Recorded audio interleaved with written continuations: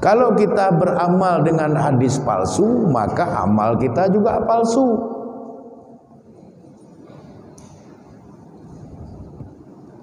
Sudah capek kita beramal, dasarnya hadis palsu. Palsulah semua amal kita.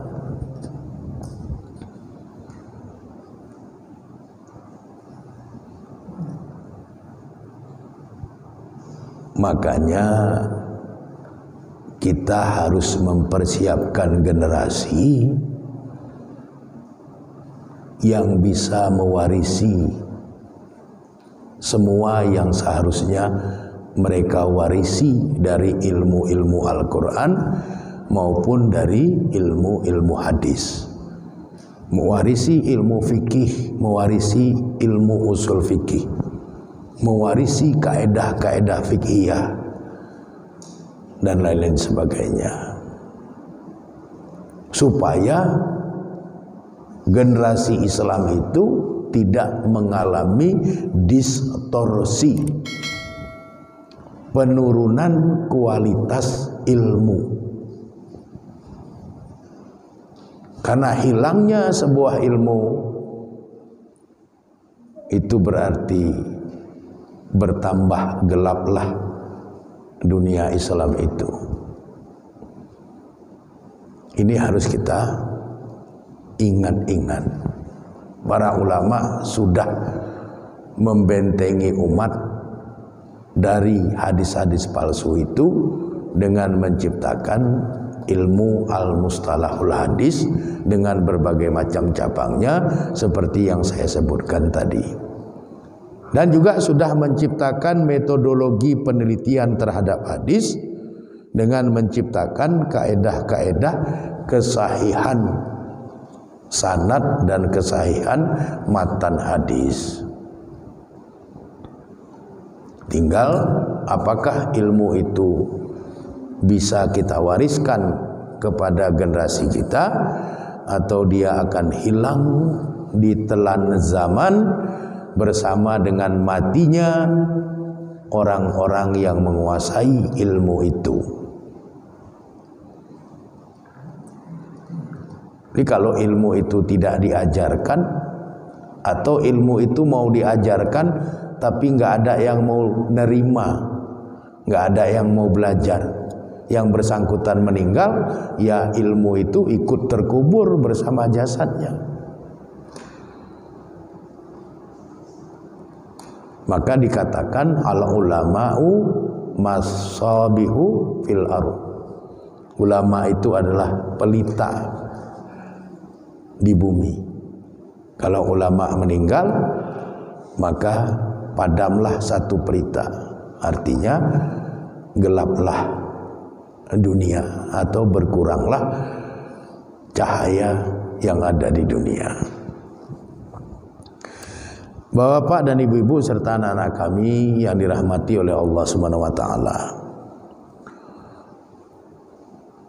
Contoh-contoh hadis maudhu.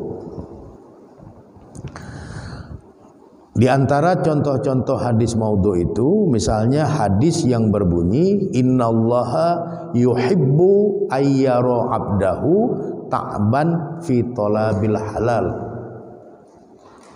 Hadis yang berbunyi sesungguhnya Allah mencintai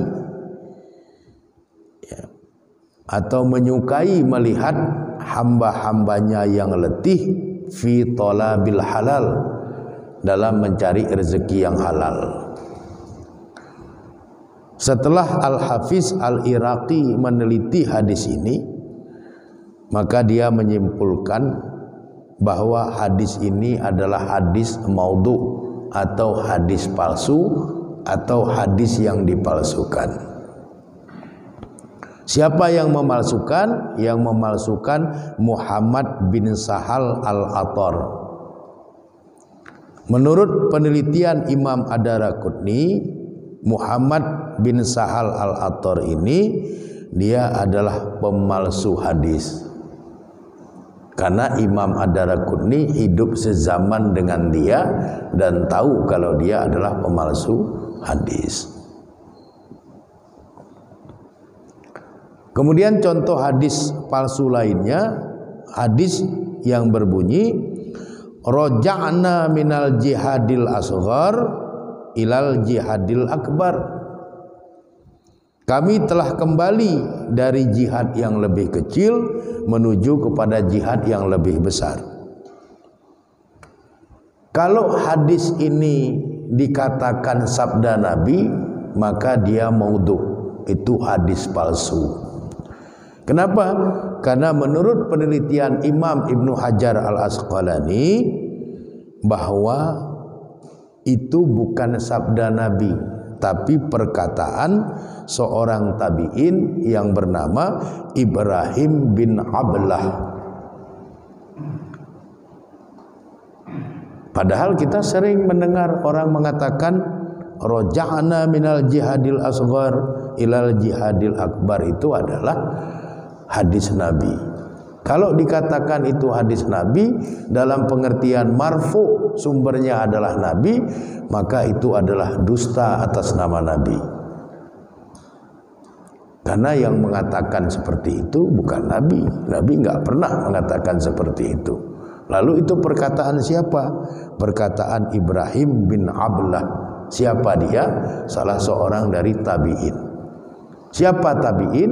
Tabi'in itu generasi yang hidup setelah sahabat. Mereka ketemu dengan sahabat kecil.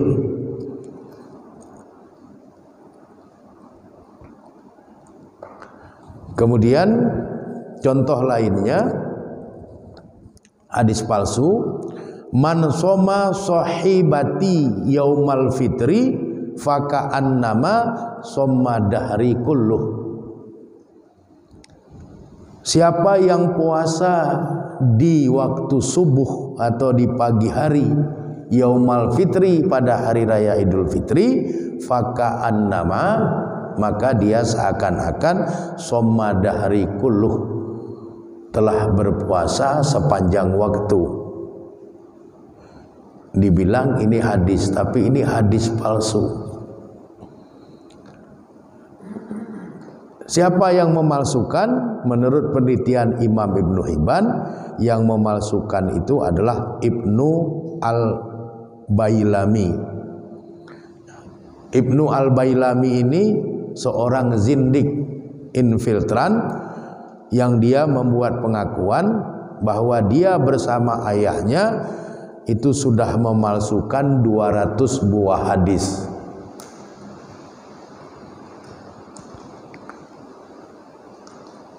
Jadi hadis ini diketahui palsu karena yang membuat mengaku. Kalaupun dia tidak mengaku, kepalsuan hadis ini terbongkar karena bertentangan dengan hadis sahih yang lainnya. Karena dalam hadis-hadis sahih lainnya disebutkan haram hukumnya berpuasa pada hari raya Idul Fitri. 1 Syawal itu haram berpuasa. Ini kok malah kalau puasa pahalanya sama dengan puasa sepanjang waktu. Jadi kalau tidak ada pun pengakuan dari orang yang memalsunya, hadis itu jelas palsu karena bertentangan dengan hadis-hadis sahih lainnya. Kemudian contoh lain lagi dari hadis maudhu atau hadis palsu itu, amarul aghniya'a bitikhazil ghanam wa amarul fuqara'a bitikhazid dujaj.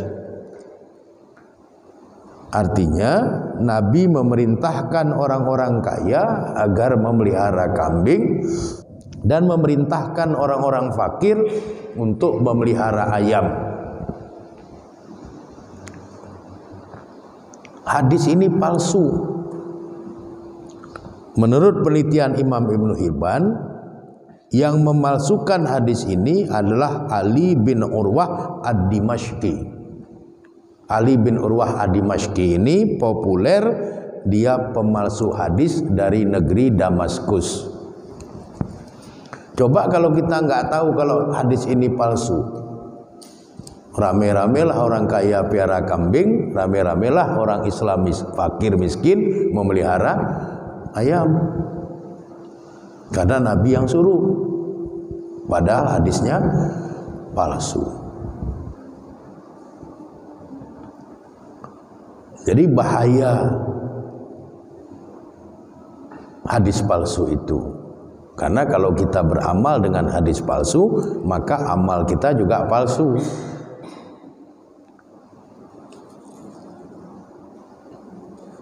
Karena hadis palsu itu tidak mungkin bisa menjadi hujjah, dasar hukum.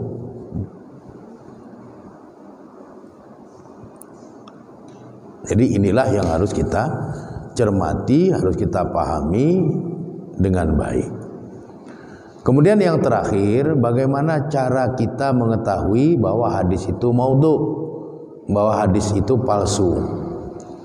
Caranya yang pertama, tentunya kita menelusuri berdasarkan kajian-kajian kita, apakah ada pengakuan dari pemalsu hadis terhadap hadis yang dipalsukan. Yang kedua, kita melihat susunan lafaz dan makna yang ada pada matan hadis. Kalau susunan lafaz dan maknanya itu rakakah, rusak, atau tidak pantas, maka secara otomatis itu palsu. Misalnya hadis palsu yang mengatakan ad-dunya mayyitun, faman yuhibbu dunya fahuwa kalban. Dunia itu adalah bangkai. Siapa yang menyukai atau menginginkan dunia, maka dia adalah kalban. Enggak saya terjemahkanlah. Jadi kan enggak mungkin ada sabda Nabi seperti itu. Jadi susunan bahasanya jelas, susunan bahasa rusak. Kemudian hadis-hadis palsu itu bisa terdeteksi karena dia pasti bertentangan dengan akal sehat, bertentangan dengan realitas sejarah, dan juga bertentangan dengan ayat-ayat Al-Quran. Contohnya misalnya hadis palsu yang menceritakan bahwa dalam peristiwa Isra dan Mi'raj itu yang Isra dan Mi'raj hanya ruh Nabi saja, tidak bersama jasadnya. Hadis itu dipalsukan atas nama Aisyah. Jadi dalam hadis palsu itu dikatakan, Aisyah mengatakan malam Isra dan Mi'raj itu yang Isra dan Mi'raj hanya ruh Nabi saja, karena beliau tidur sepembaringan dengan Nabi. Ini tidak masuk akal. Kenapa? Karena Isra dan Mi'raj itu terjadi waktu Nabi masih di Mekah, sedangkan Aisyah menikah dengan Nabi pada saat Nabi sudah hijrah ke Madinah. Jadi kan nggak mungkin, nggak masuk akal Nabi tidur sepembaringan dengan yang belum dinikahi. Jadi itu nggak masuk akal, itu palsu. Kemudian kepalsuan yang kedua, tidak cocok dengan realitas sejarah. Peristiwa Isra dan Mi'raj itu Nabi masih di Mekah, pernikahan Nabi dengan Aisyah pada saat Nabi sudah hijrah ke Madinah. Tidak cocok pula dengan ayat Quran, bertentangan dengan ayat Al-Quran. Surat Al-Isra ayat 1. Subhanallazi asra bi 'abdihi lailam minal masjidil haram ilal masjidil aqsa. Maha suci Allah yang memperjalankan bi 'abdihi, hambanya. Kalau memang yang Isra dan Mi'raj itu ruhnya, maka firman Allah itu bukan bi 'abdihi, tapi bi ruhihi. Jadi bertentangan dengan akal sehat, bertentangan dengan realitas sejarah, bertentangan dengan ayat Al-Quran. Itulah tanda hadis itu palsu atau hadis itu dipalsukan. Kemudian hadis-hadis yang besar pahalanya, janji besar pahalanya itu untuk hal-hal yang bersifat sunat melebihi dari amal-amal yang bersifat wajib. Itu juga indikasi hadis itu maudhu, hadis itu palsu. Misalnya pahala sholat duha lebih besar dari sholat asar, itu sudah jelas palsu. Tidak mungkin ibadah yang sifatnya sunat pahalanya lebih besar dari ibadah yang sifatnya wajib. Itu diantara cara yang bisa kita pakai untuk mendeteksi apakah hadis itu asli atau palsu. Jadi demikianlah Bapak dan Ibu serta anak-anak kami yang dirahmati oleh Allah Subhanahu wa taala, kita harus berhati-hati berkaitan dengan hadis-hadis maudhu, karena kita bisa tersesat kalau kita tidak waspada terhadap hadis-hadis palsu ini yang jumlahnya juga relatif sangat banyak di dalam Islam. Demikian kurang dan lebih saya memohon maaf, kepada Allah Subhanahu wa taala saya memohon ampunan. Hadanallah wa iyyakum ajmain. Wallahu a'lam bishawab. Walhamdulillahirabbil alamin. Assalamualaikum warahmatullahi wabarakatuh.